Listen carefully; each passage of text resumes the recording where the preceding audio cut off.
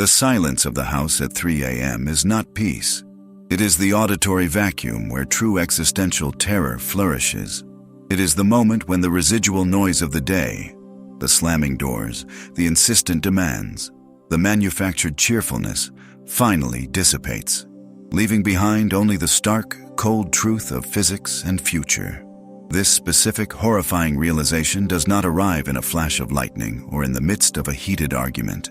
It creeps in on the father during the quiet monotony of his patrol, perhaps while he is adjusting the thermostat, ensuring the doors are locked, or, more commonly, staring blankly into the dull, flickering blue light of a half-drunk glass of water on the kitchen counter. This glass of water, utterly ordinary, utterly stationary, suddenly becomes the perfect, devastating metaphor for his life. He stands there, suspended between the exhausted weight of the previous day and the inevitable, crushing certainty of the next. He feels, deep in his chest, a sensation that is not heartache, but a profound, chilling immobility. It is the sudden, irreversible knowledge that the life he once possessed, that quicksilver, unbound entity composed entirely of possibility and spontaneous redirection, is gone. It is not merely paused, not merely shelved, but annihilated, replaced by an intricate, sprawling system of obligations whose foundation is the beating heart of his own offspring. This is the horrifying moment every father understands, with a clarity that burns away all comfort, that he is trapped forever. Before this moment, there was always the internal lie, the whisper that this phase was temporary, is that the intense demands of early fatherhood would eventually recede, allowing him to reclaim the sprawling, interior landscape of his own ambition. He clung to the phantom promise of the future, a future where he would finally write the book, launch the venture, travel to the unmapped territories, or simply enjoy the long, uninterrupted stretch of time necessary for true, deep thought.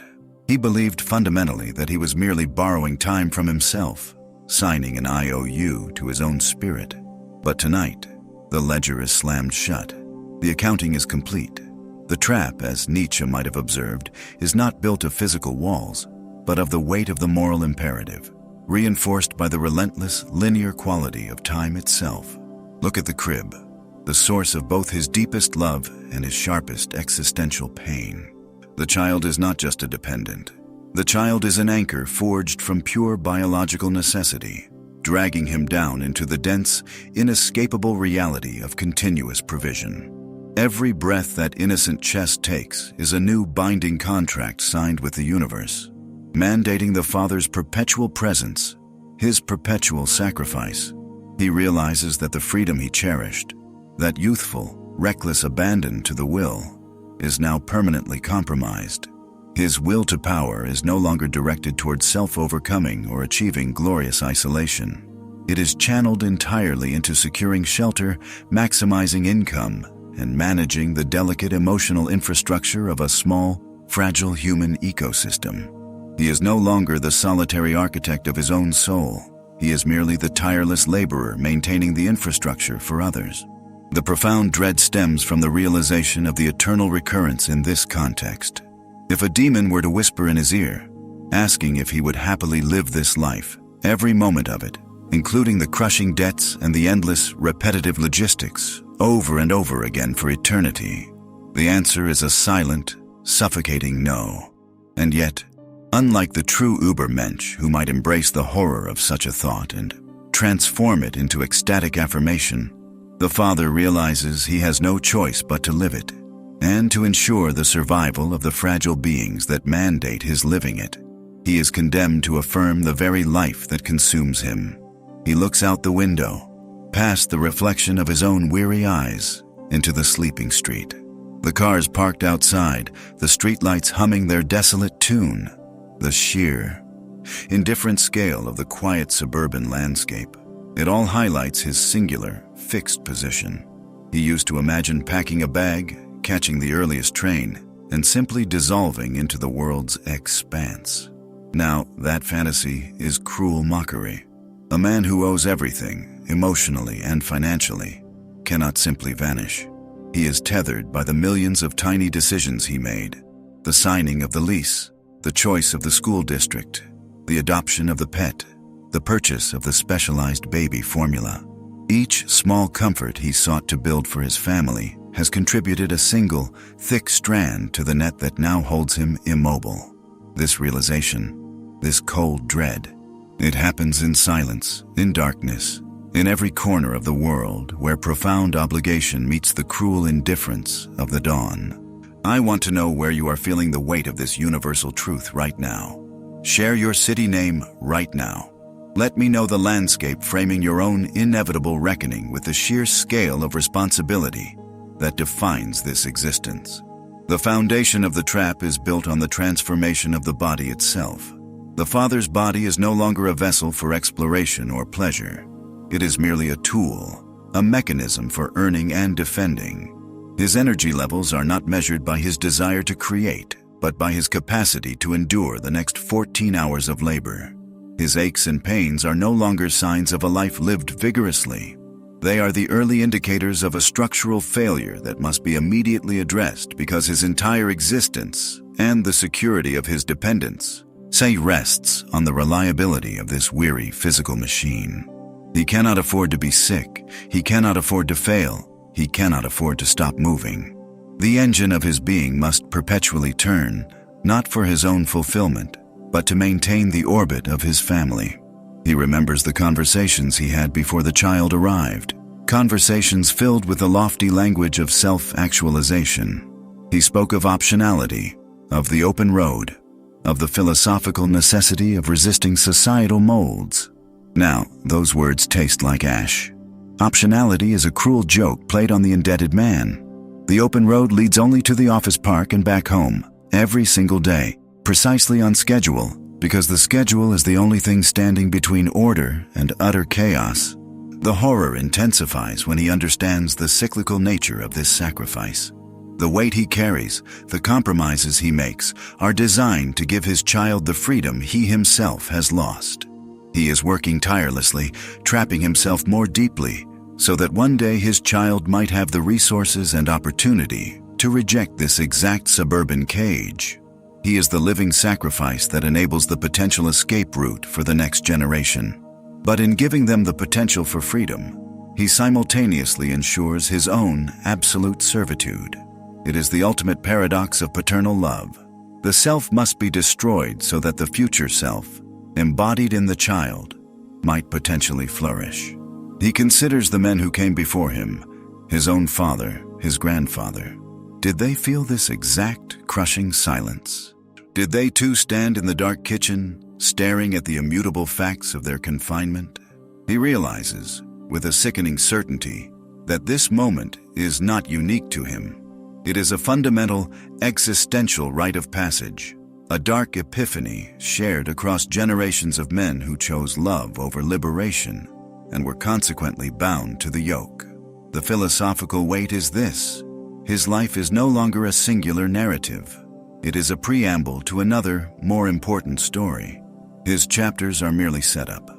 He has been reduced from protagonist to necessary supporting character, whose primary function is to pay the bills and absorb the stress.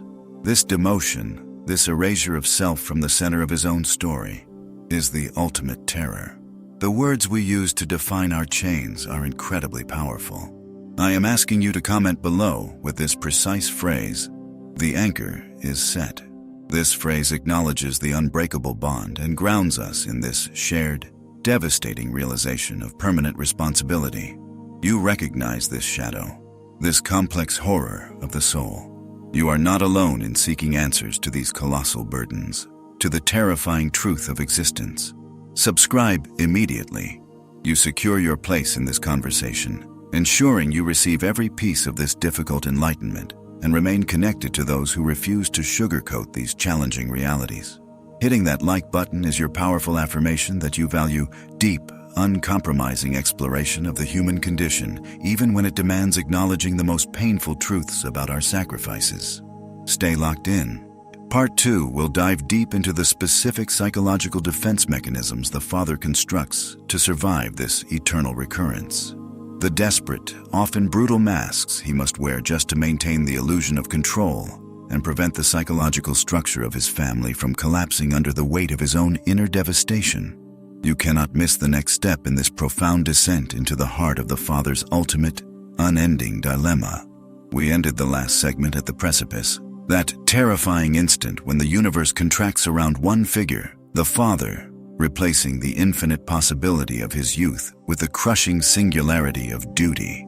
The horror is not the responsibility itself. The horror is the irreversible erasure of the I that once was, replaced by a utility, a function, a shield, a provider.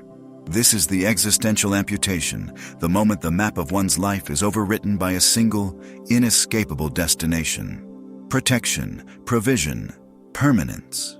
The vast, sprawling landscape of youthful freedom is suddenly reduced to the confined, crucial topography of a nursery, a school schedule, a mortgage statement. Before we plunge deeper into the architecture of this eternal trap, I want to know where this conversation finds you. Tell me, in which city are you currently watching this broadcast? The realization of this eternal recurrence of fatherhood crosses all geographical boundaries. Yet the context of where we grapple with this weight matters profoundly. The mechanism of the trap is subtle, woven into the very fabric of virtuous intent. It operates through the corruption of the will. Nietzsche's radical philosophy centered on the will to power, the driving force of self-overcoming and self-definition. In the father, however, the will to power does not vanish. It is redirected, hijacked, and ultimately subjugated by the needs of the emerging life. The will, which once commanded the direction of the self, now serves as the engine of the self's destruction. The free spirit becomes the chained guardian. The will now exerts power not over the self, achieving mastery, but over the external world, striving only to master the threats, the insecurities, the instabilities that might impinge upon the child. This shift is the ultimate philosophical betrayal. The father is no longer the destination. He is merely the bridge.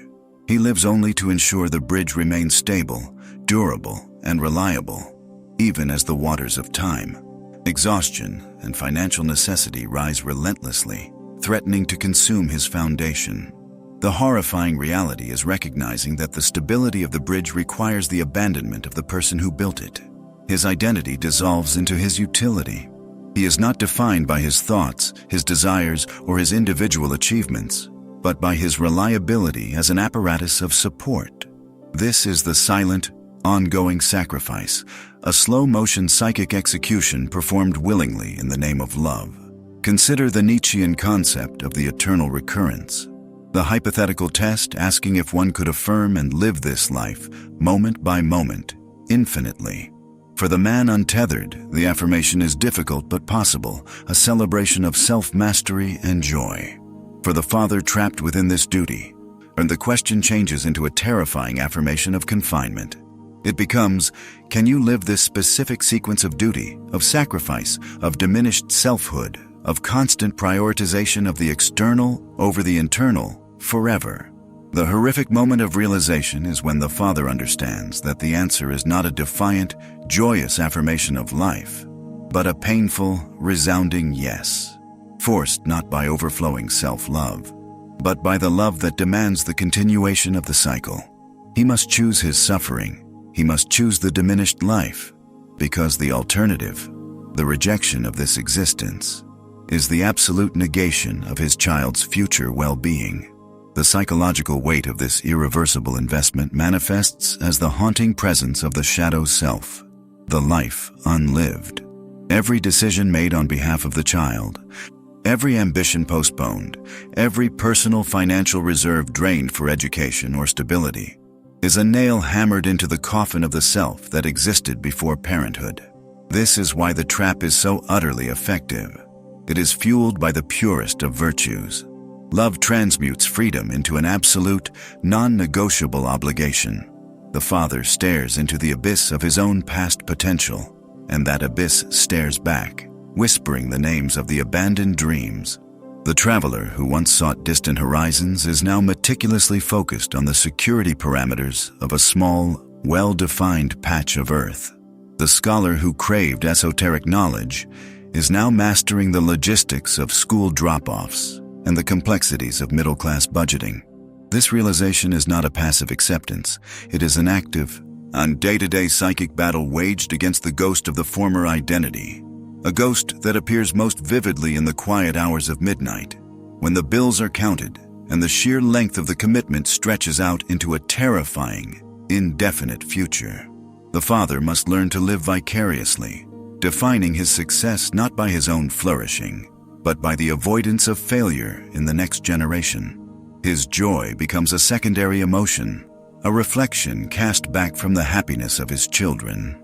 His suffering, conversely, is primary, intrinsic, and deeply personal. He is trapped in a permanent state of functional anxiety, calculating risks not in terms of moments, but in terms of decades. This is where Nietzsche's concept of amor fati, the love of one's fate, is brutally twisted. For the trapped father, amor fati becomes a forced, an agonizing embrace. He does not love the fate for himself. He loves the sheer necessity that dictates this fate, because this necessity is the only guarantor of a better, safer, and potentially more free future for his progeny. His affirmation is purely vicarious. He must embrace his own confinement and continuous sacrifice, because his suffering, his diminishment, is the crucial price paid for their ascent. This willingness to embrace the yoke, this self-cancellation for the sake of continuity, achieves the densest form of horror. The father willingly chooses his own long-term spiritual confinement, not because it is inherently fulfilling to his own spirit, but because it is the highest form of good he can now achieve in the world, the successful elevation and launch of another life. He becomes a creature defined entirely by future potential, divorced from present, spontaneous enjoyment.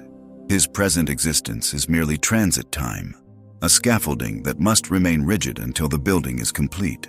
The trap is permanent because the psychological investment is non-refundable. Once the father accepts the mantle of the bridge, once he recognizes that his primary existence is the safeguard of another's journey, he cannot retreat without destroying the very thing he swore to protect. The horror is knowing that the exit door is sealed not by external lock and key, but by the profound and enduring love that makes his self-sacrifice obligatory. He is not a prisoner held against his will. He is a prisoner who willingly forged his own shackles out of the precious metal of his highest devotion. The weight is evident in the physical toll, the chronic exhaustion, the inability to truly disconnect, the constant low-level noise of responsibility humming beneath every moment of supposed leisure. Mentally, the trap manifests as the relentless, unceasing calculus of provision. Every dollar earned is immediately earmarked for a future necessity. Every moment of free time is instinctively allocated to maintenance or instruction. He is constantly measuring the gap between where the child is and where the world demands they must be, and his existence is dedicated solely to filling that gap, regardless of the cost to his own personal landscape. The terrifying realization that this is not a phase, but the definition of his remaining time on Earth, solidifies the existential trap. The self is now merely an instrument of biological and societal perpetuation. We stand now at the chilling realization that this eternal trap is not externally imposed. It is architected by the very force we call love, resulting in profound self-cancellation. This profound self-cancellation, this willing martyrdom, this journey of erasure, is the ultimate act of creation. The profound weight of this sacrifice demands recognition. I know this idea resonates deeply with the silent struggles many face. Share your thoughts immediately below this video. Write the phrase, "The bridge is the will." Let us see how many fathers are nodding in recognition of this brutal, beautiful truth. You recognize the unfiltered truth we are exploring here. This content is vital for understanding the deeper mechanics of the human condition and the cost of human commitment. Join this community of relentless truth seekers right now. Press the subscribe button and hit the like button. You affirm the value of this deep exploration and ensure this necessary, difficult dialogue continues reaching those who need to hear it most. Do not leave this thread of thought incomplete. The final part of this dissection, Part 3, confronts the possibility of liberation or, perhaps, the final, terrifying acceptance of this eternal sentence. Prepare yourselves. We are about to enter the most profound and darkest space of this entire philosophical excavation, seeking to understand if the trapped father can ever truly affirm his unending existence. You will not want to miss the ultimate conclusion. The realization settles not with a thunderclap, but with a silent, geological shift of the self. This is the ultimate, paralyzing clarity. The father looks upon the tapestry of his future and sees, stretched out until the cessation of his own breath and beyond, only the continuation of his current sacrifice, rendered immutable, perfect, and eternally recurring. This is the horrifying finality. He had spent his previous years believing that he held keys to rooms he might one day open, paths he might choose to walk, possibilities waiting dormant for the right moment of courage or luck. Now, standing at the precipice of true parenthood, the keys disintegrate in his hand, revealing themselves to be nothing more than the cold iron of the lock he is already inside. The lock is not the child. The lock is the affirmation of existence itself, now chained to another's future. Before we plunge into the ultimate, definitive consequence of this eternal loop, the point of no return, where philosophy gives way to absolute fate, take a moment of pause. Tell me, from which city are you confronting this terrifying truth? Know that wherever you are, this realization transcends geography. It is the universal language of irreversible commitment. The horror of the trap is not merely the loss of personal freedom, but the mandated affirmation of every error, every compromise, and every moment of self-doubt that led to this very point in time. This is where Nietzsche's concept of the eternal recurrence ceases to be a theoretical test and becomes the cold, hard biological reality of fatherhood. If the father were asked, as Nietzsche asks the ubermensch, if he would willingly live his entire life again, exactly as it was, down to the smallest detail, his answer is no longer his alone to give. His past is now the foundational stone of his child's future, a past that must be validated and affirmed, not because it was good, but because without it, the child does not exist. To deny the past, to wish for a different turn, is to commit a retroactive act of annihilation against the very person whose existence defines his current purpose. This is the sublime and terrifying burden. He must love his fate, amor fati, not for his own salvation, but for the fundamental right of his progeny to simply be. The realization, therefore, is an inversion of freedom. The father is not trapped by chains of obligation, but by the absolute, a non-negotiable imperative to validate the reality he created. He is the artist who, having finished his masterpiece, discovers that every single brush stroke, even the mistakes he tried to hide, must be declared perfect, because the destruction of one stroke means the destruction of the whole canvas, and the canvas is his son or daughter. The clashing realization is that the self he desperately tried to protect, the inner life he curated through years of careful compromise, is now perpetually subject to veto by the needs of an external, yet profoundly internalized being. Every impulse toward self-indulgence, every whispered thought of escape to an isolated paradise, is met instantly by the echo of a small voice, a fragile dependence, a future that requires his unwavering presence as its anchor. He is no longer an individual navigating a world of choices. He is a necessary, structural pillar holding up a cathedral, and structural pillars, by definition, cannot move. This state of permanent existential commitment gives rise to a profound psychological duality. On one hand, there is the terror of the trap. On the other, the dawning, terrifying clarity that this entrapment is the single greatest source of meaning he will ever encounter. His life, previously perhaps a meandering river, has been instantly channeled into a rushing torrent, its direction fixed, its power concentrated. The horrifying moment of entrapment is simultaneously the moment of ultimate purpose. It is the existential high-wire act where the only safety net is the absolute necessity of walking the line. The densification of self is what truly seals the deal. The father begins to see his traits, the impatience he fought, the anxiety he masked, the peculiar joys he cultivated, not as personal quirks, but as genetic blueprints that he has now transmitted. He sees his own father in the mirror, and then he sees his son mirroring him, completing a tragicomic trio across time. The horror is realizing that the generational mistakes he swore he would correct are not erased. They are merely dressed in new clothing and handed down. He is now the unwilling curator of a museum of inherited flaws and glories, and this exhibition is ongoing forever. There is no discharge from this service, no honorable retirement. Even in the imagined escape of late retirement, the freedom remains an illusion. The choices made now, the savings accrued, the lessons taught, the emotional climate maintained, will define the child's launch into their own adulthood. The father understands that his final, essential duty is not merely to provide for the present, but to preemptively solve problems 20 years in the future, problems he cannot yet see. Using the limited, flawed tools of his current self, he becomes a master strategist in a war against time, knowing he can never truly win, only manage the inevitable casualties. The true climax of this realization is the quiet understanding that the burden of the eternal return is not the repetition of his life, but the guarantee of the repetition of the struggle he currently endures, transmitted through his lineage. His child will one day stand precisely where he stands, feeling the cold weight of the same absolute responsibility. And when that child asks him for advice, the father's horrifying answer, unspoken but understood, is simply, "You are me, and I am trapped, and you will be trapped in turn." This is the metaphysical weight of the father realizing he is the finite sacrifice required for the infinite chain of being.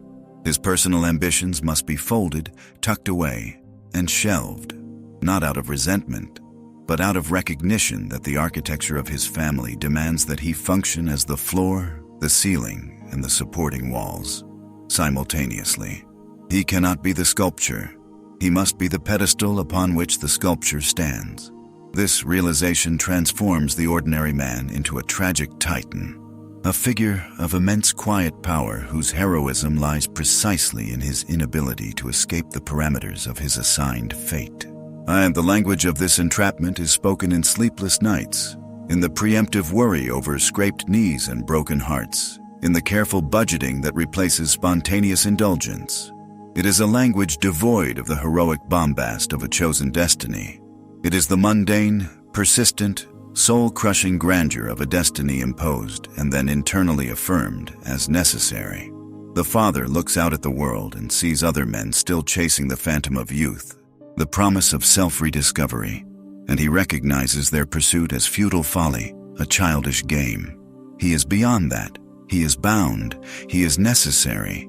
And that necessity is the horrifying, beautiful, definitive end of the free self.